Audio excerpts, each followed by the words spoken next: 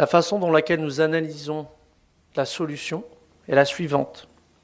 De notre point de vue, le seul moyen de pouvoir y remédier à ce type de problème, à ces menaces de désinformation, de fake news et de propagande, est de la manière suivante. On va se concentrer sur deux axes.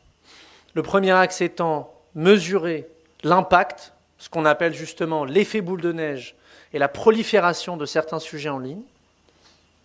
Et le deuxième axe est l'authenticité. D'arriver à comprendre quelle est l'authenticité des acteurs qui sont impliqués dans ces effets boule de neige et l'authenticité du contenu. D'arriver à voir la vidéo comme celle de Barack Obama et de dire sur 1000 frames qui ont été créés par cet algorithme, on a réussi à trouver les 15 qui représentaient le plus haut niveau de manipulation.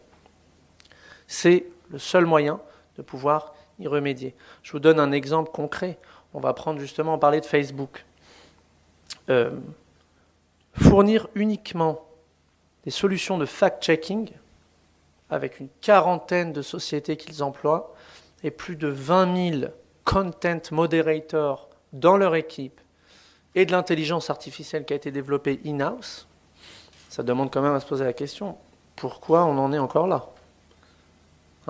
On a des poches, des budgets sans fin, on a les meilleures équipes du monde, les meilleurs ingénieurs du monde, et pourtant, que ce soit sur Facebook ou sur Twitter, dites-moi ce que vous en pensez. On est au même état, on est à la même case qu'avant. Et je vais vous donner un indice.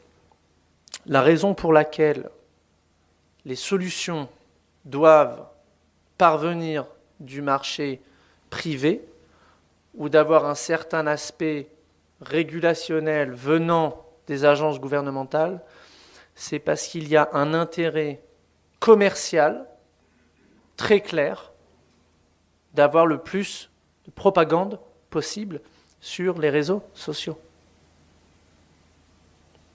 C'est très simple. Imaginez-vous, qu'est-ce qu'elle dit l'équation ? L'équation dit la chose suivante.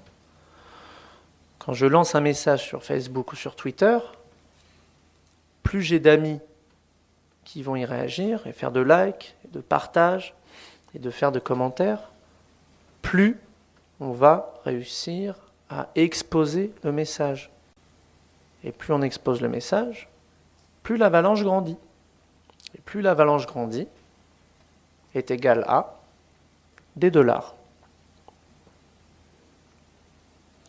Donc la raison pour laquelle cette solution ne peut pas aujourd'hui venir de façon interne des réseaux sociaux, bien qu'ils fassent beaucoup d'efforts, mais la question se pose quand même, est-ce que ce sont les bons efforts avec le bon état d'esprit ?